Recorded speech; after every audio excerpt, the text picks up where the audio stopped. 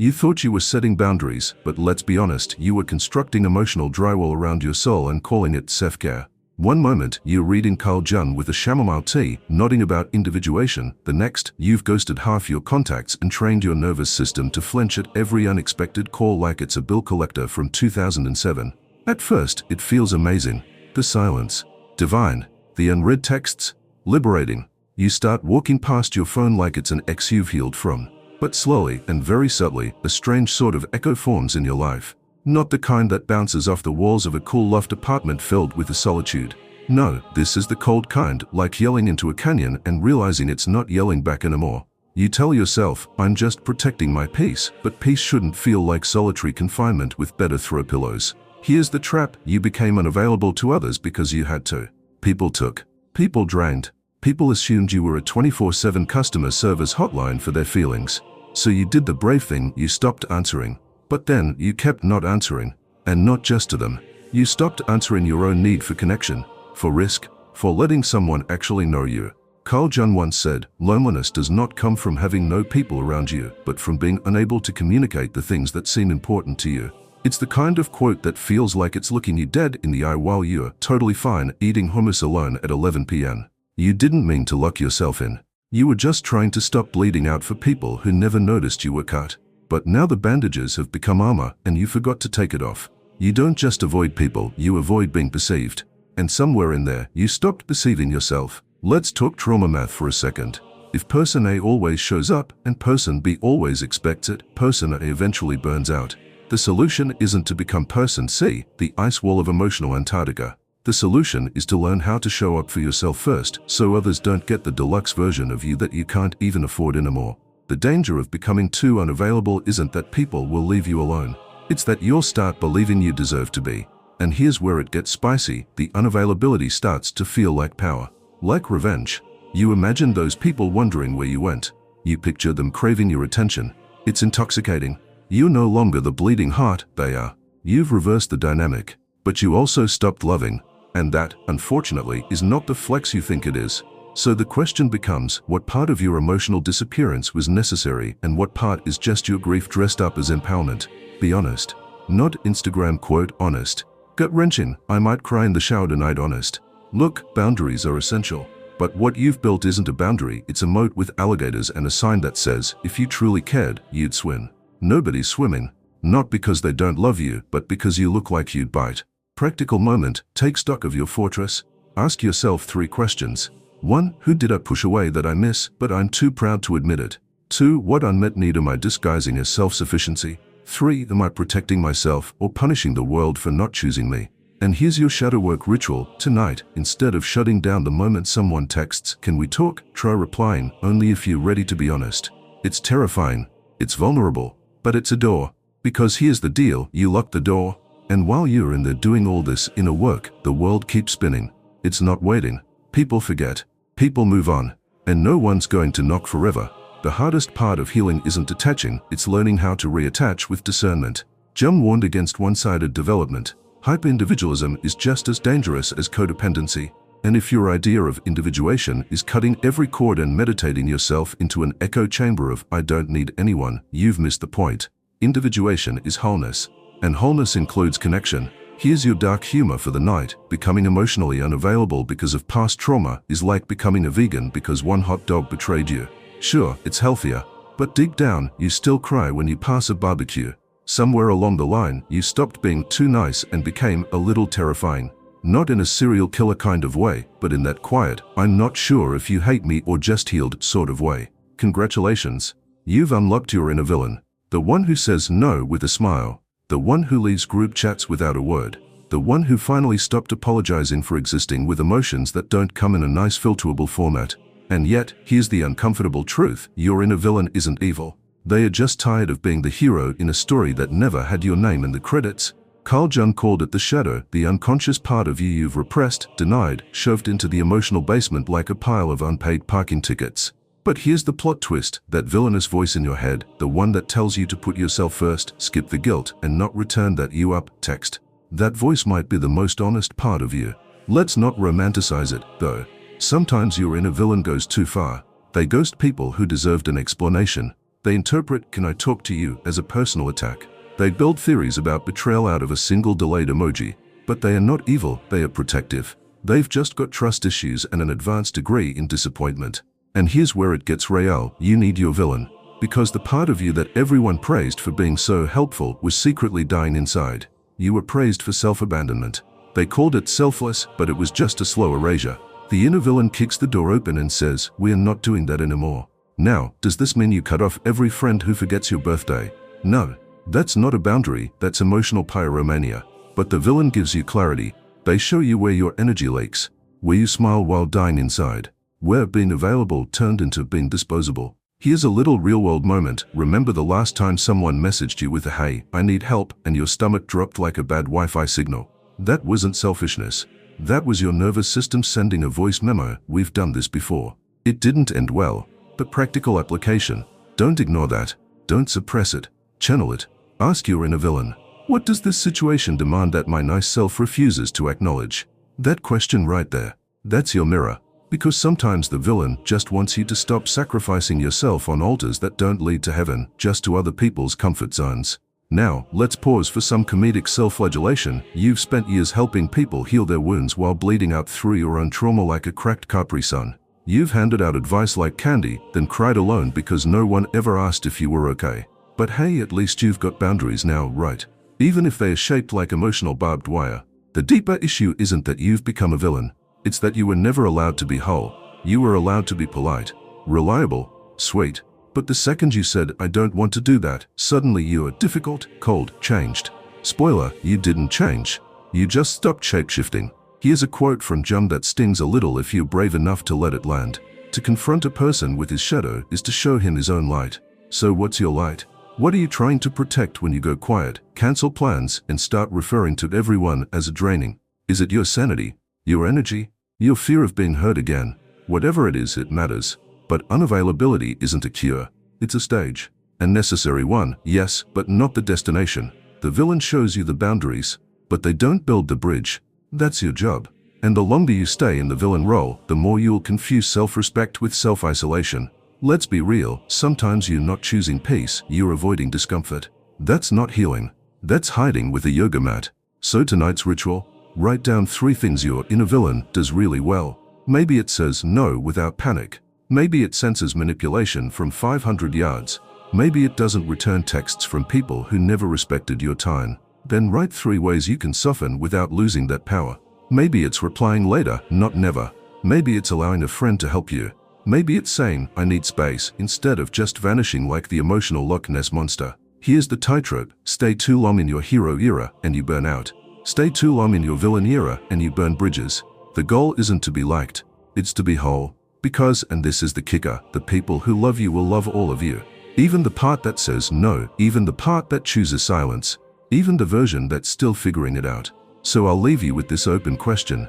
What would happen if you stopped trying to be the hero or the villain and just started being you? Not the filtered you, not the defensive you, just the one that's tired, wise, and willing to love without abandoning yourself again. And one last joke before we spiral too hard. Becoming your inner villain might save your life, but if your new catchphrase is "I don't need anyone," maybe just check to make sure you haven't also stopped needing oxygen. You know, just in case. You've become so independent you make lone walls look clingy. You pay your bills, fix your sink, therapize yourself on long walks while pretending the podcast you're listening to is definitely not replacing actual human connection. You've achieved emotional self-sufficiency and you're exhausted. Let's call it what it is, hyper-independence, the trauma response with a standing ovation. You wear it like a badge. "I don't need anyone, I've got it, help." Never heard of her. You dodge vulnerability like it owes you money, and deep down, you're convinced that needing someone makes you weak. You're not detached, you're dehydrated.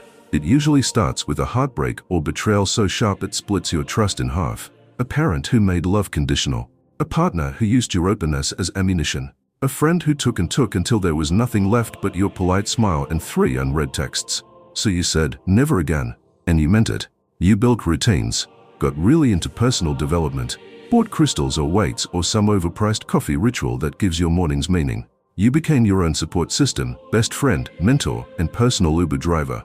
But slowly, you forgot the difference between self-reliance and self-imprisonment. Here's the kicker. Carl Jung believed the self isn't meant to be an island. In fact, individuation, the whole point of this spiritual awakening mess, is about becoming a whole person, not a locked vault. Wholeness is not achieved by cutting off a portion of one's being, but by integration of the contraries. Translation: you don't heal by becoming stone.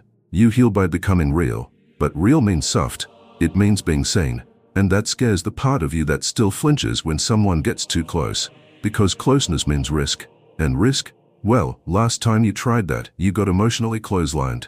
Let's make it painfully practical. The next time someone offers to help, watch how fast you say, "It's okay, I've got it." That's not strength. That's your nervous system intercepting connection like a goalie at the World Cup. You've been burned, so you've become fireproof. But now nothing gets in, not even warmth. You might be the friend who doesn't want to burden anyone, but you do burden yourself. Quietly. With late-night spirals and stoic replies like "LOL, it's fine," while your life is emotionally on fire. And no one knows. Because you made sure they wouldn't. So here's a dark truth. Hyper-independence is sexy until you need surgery, until you lose someone, until you can't hold it together and no one shows up because you never let them. Want to hear a joke that hurts a little? Being too independent is like assembling IKEA furniture alone just to prove you don't need help, then sitting on it and watching it collapse while telling yourself, "At least I did it by myself." Bravo.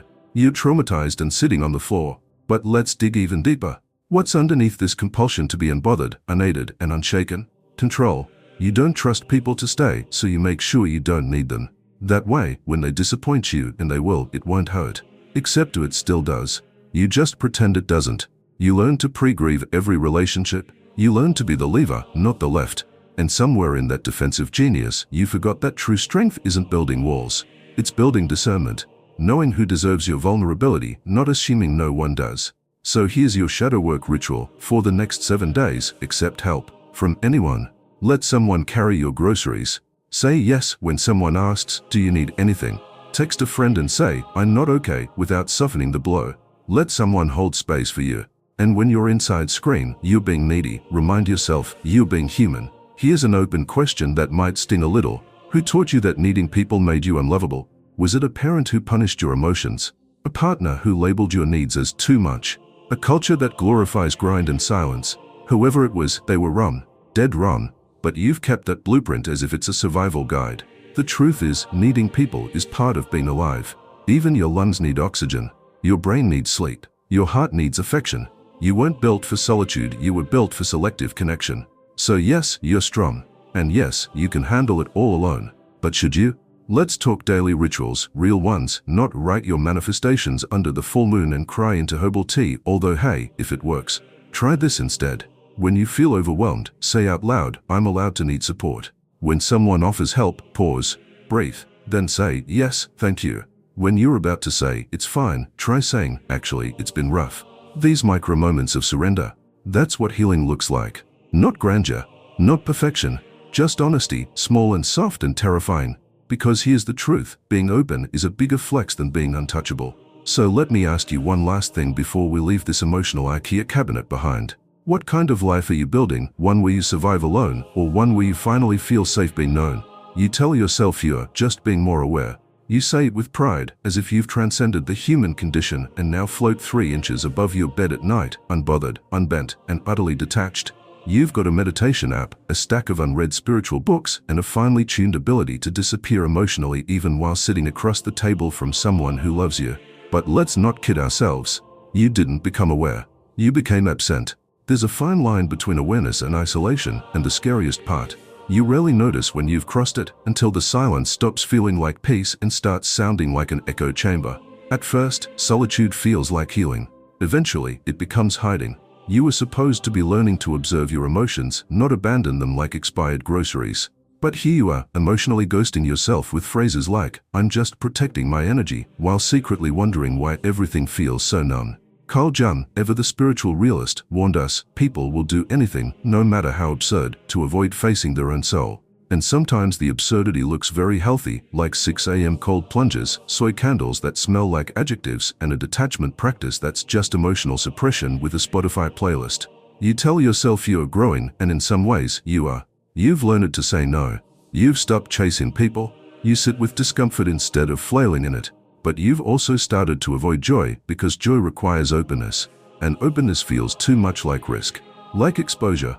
Like that time someone saw you happy and then left anyway. So you go quiet. You meditate through conflict. You become the eye of the storm while pretending there's no storm at all. It feels spiritual, but it's not. It's strategic. Awareness isn't the absence of emotion, it's the courage to feel it without falling apart.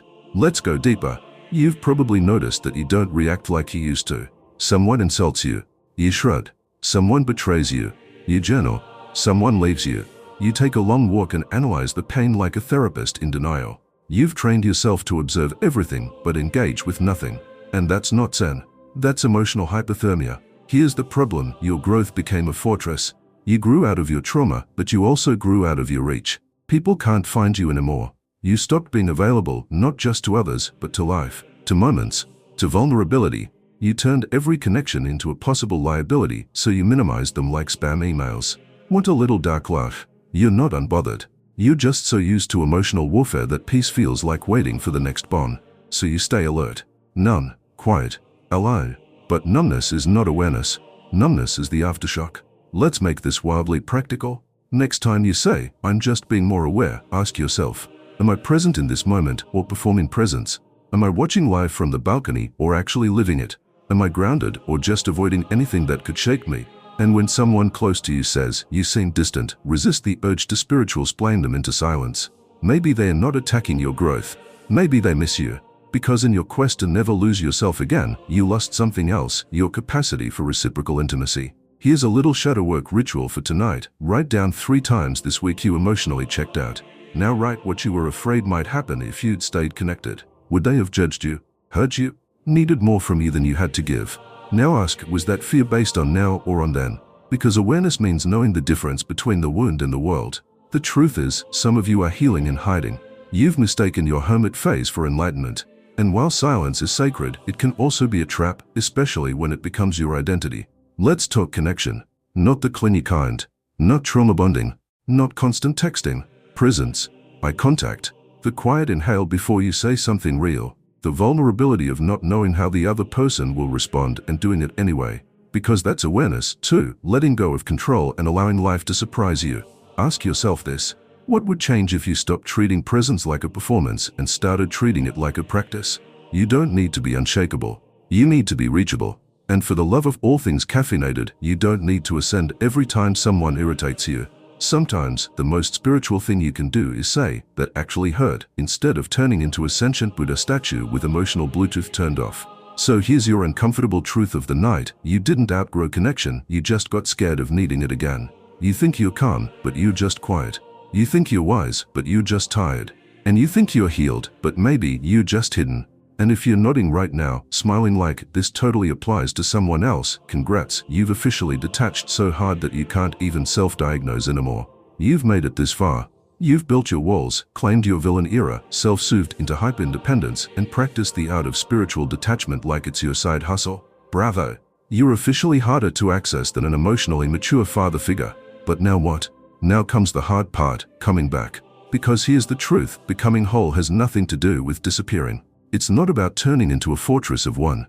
It's not about living in the "I'm fine" zone forever. It's not about being so unavailable that even your inner child can't reach you without scheduling an appointment. Becoming whole is about integration, and that means making peace with all the selves you tried to outgrow. The helpful one, the exhausted one, the people pleaser, the rage machine, the one who loved too much, the one who shut down to survive. They all get a seat at the table. You don't heal by exile. You heal by invitation. Carl Jung wasn't interested in perfection, he was interested in truth. He said, "The privilege of a lifetime is to become who you truly are, not who you pretend to be when you're strong, not who you perform as when you're finally healed, who you are messy, multifaceted, cracked in just the right places." You think healing is becoming a monk? Nah, it's becoming a human again. So let's get practical. What does coming back look like? It's texting someone back even if you don't know what to say. It's telling a friend, "Hey, I know I've been distant. I'm trying to come back to life." It's sitting across from someone and letting them see your awkward pauses, your uncertain eyes, your slow re-entry into trust. It's allowing yourself to say, "I miss you" without a caveat. It's holding both "I need space" and "I care about you" in the same breath, and realizing they don't cancel each other out. You don't need to be available to everyone. That was the old wound talking.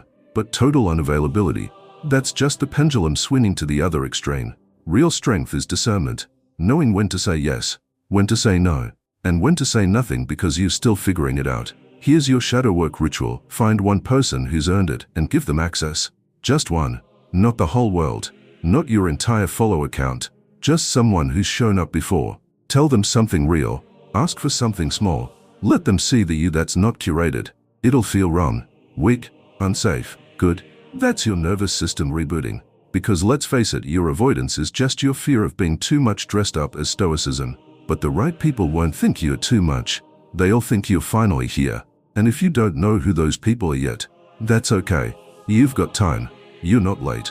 You're just on a longer journey than you expected. But wholeness isn't a deadline, it's a devotion. Want one more real-world tool? Say this phrase the next time you feel yourself pulling away when you actually don't want to. Hey, I'm trying to stay connected even though this feels hard. Can we talk? You don't need a TED Talk. You need a truth bomb. And here it is, no one can love you if you're never home. You've been unavailable for good reasons. You needed the space. You needed the silence. You needed to burn it all down to find your center.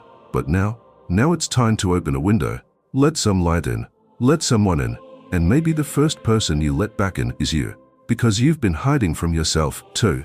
Not just the pain, but the potential. Not just the memories, but the meaning. Here's your dark humor dose to wrap this up. You became so good at cutting people off, you accidentally cut off circulation to your own soul. But don't worry, emotional frostbite is reversible with just a little warmth, a pinch of vulnerability, and a therapist who doesn't use phrases like a vibe check. So let's end with the hardest question of all. What part of you are you still refusing to love because it reminds you of who you had to be to survive?